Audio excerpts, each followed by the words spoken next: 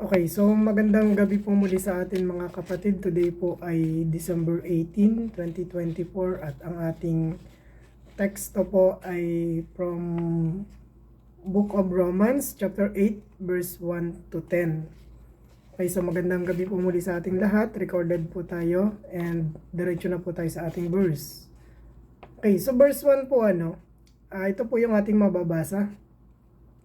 Kaya ngayon, hindi na hahatulan ng kaparusahan ang mga na kay Kristo Jesus, sapagkat sa pakikipag-isa natin kay Kristo Jesus, pinalaya na tayo sa kapangyarihan ng kasalanan at kamatayan sa pamamagitan ng kapangyarihan ng banal na Espiritu na nagbibigay buhay.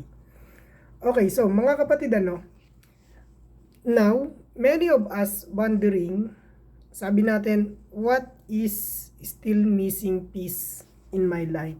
Missing piece. Okay? Sabi natin, meron naman akong buhay, pero bakit parang wala akong nararamdaman? Parang meron naman akong isip, pero hindi ako makapag-isip ng ayos. Meron akong katawan, pero hindi ako makakilos ng ayos. No? Okay, ito mga kapatid. Nung kinreate ng Diyos ang sanlibutan, lahat ay sa pamamagitan ng kanyang salita. Yung kanyang bibig po ang ginamit niya. Yes po, makapangyarihan ang salita ng Diyos. Sa pamamagitan ng salita, nilikha niya ang sanlibutan. Now, nung kinreate naman niya ang tao, mismong yung kanyang mga kamay po ang naghulma mula sa lupa o sa putik, meaning nadumihan po yung kanyang kamay sa paglikha ng tao. Then sa kaniya hiningahan para magkaroon ng buhay.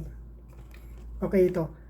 Human ang perfect and most important sa lahat ng nilikha ng Diyos. Pero ito po, nung si Lucifer and other angels have fallen from heaven, doon po nagsimula ang pag-usbong ng kasalanan. And dahil po si Lucifer ay gusto niyang makipagsabayan ng kapangyarihan sa Diyos. Pero alam naman niyang hindi niya kakayaning matalo kailanman ang Diyos. Siyempre at ang ating Panginoong Hesus. Kailangan niyang umisip at gumawa ng paraan para manalo siya sa Diyos. At ang kanyang naisip ay ilayo mula kay Lord ang mga taong nilikha mismo ng Diyos. Okay, next. At sa paanong paraan? Ang isama ang mga tao sa mga paparusahan. Okay, ito. Sa Diyos po natin, ang lahat ng soul natin ay very precious sa Kanya. Yan. Napakahalaga po ng soul ng kada tao sa Diyos. And alam po yan ni Satan.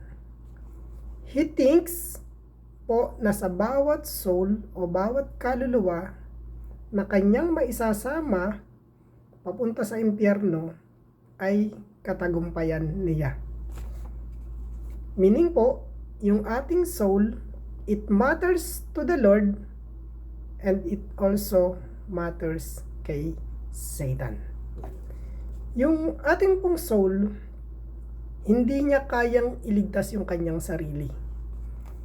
And ang tanging paraan para magkaroon ng kaligtasan po ang ating mga soul ay sa pamamagitan po ng Holy Spirit. So, alam na po natin kung saan at paano natin tinanggap ang Holy Spirit, Yan ay sa pamamagitan ng bautismo. Ito, segue lang po, Some says po na yung Holy Spirit ay tinatanggap agad-agaran once na binautismuhan siya. And some says naman po ay sinasabing mga ilang araw, ilang buwan, or ilang taon pa bago nila matanggap ang Holy Spirit. Either way po, hindi po natin alam, but ang masasabi ko po is ito, it depends po kasi yan sa taong tumanggap ng bautismo. Kung talagang mula sa puso niya ang pagtanggap ng bautismo, then so be it. Kaya napaka-importante talaga na dapat inaaralan na munang mabuti ang mga taong nais tumanggap ng bautismo. Otherwise, magiging confused po sila sa maraming bagay, lalo po sa salita ng Diyos, lalo sa Bible. Kaya dapat naaaralan muna sila. Sa ganun, malalaman kaagad natin, ma-identify natin ang taong ito tatanggap talaga ng bautismo at tatanggap siya ng Holy Spirit mula sa Diyos. Then okay, so balik po tayo sa ating talata. Ang ating Panginoong Jesus ang naging tagapagligtas ng tao. Tama, po? Ang Diyos na nagkatawan ng tao. So okay, ito, tingnan nyo po ha. Una, tao ang kailangang iligtas. Meaning tayo, And sa pamamagitan din ng katawang tao, tayo maililigtas. Yun po yung katawan ng ating Panginoong Jesucristo. Pangalawa, ang Diyos po ay Spirit. Yan. Kaya't sa pamamagitan din po ng Holy Spirit, dapat mailigtas ang ating mga soul. Tama po. Ngayon nagkakaroon na tayo ng kaliwanagan. Tugma-tugma dun sa ating pong pinag-aaralan, sa ating pong mga verse ngayong gabi. Kaya po, ang tao, tayong mga tao, habang nabubuhay pa, dapat niyang kilalanin at tanggapin si Jesus bilang kanyang sariling Panginoon at tagapagligtas. Ulitin ko po dapat habang buhay pa siya. Kasi doon sa ating pong unang point ay tao ang kailangang iligtas at isang Diyos na nagkatawang tao ang nagligtas.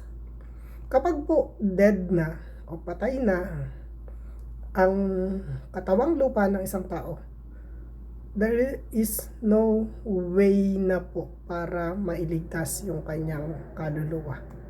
Yun po yung masakit na katotohanan sa ating mga tao. Dahil pag hindi niya tinanggap at kinilala ang ating Panginoong Jesucristo, hindi niya nakilala yung kanyang ang salita ng ating Panginoon, there's no other way po para mailigtas yung kanyang kaluluwa. Pero may grace naman po ang Diyos. Sa ibang topic naman po yan yung kanyang grace. Meron po siyang grace kasi may mga bata na hindi nakakilala sa ating Panginoong Jesus. Pero may grace po ang Diyos. Ibang topic po yan. Okay, so ito naman po yung isang point sa ating pong talata.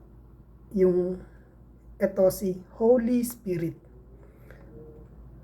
Alam po natin na napag-aralan na natin sa mga nakaraang mga verse, madami siyang trabaho na ginagampanan sa buhay natin, sa ating mga tao habang tayo ay nabubuhay pa dito sa mundo.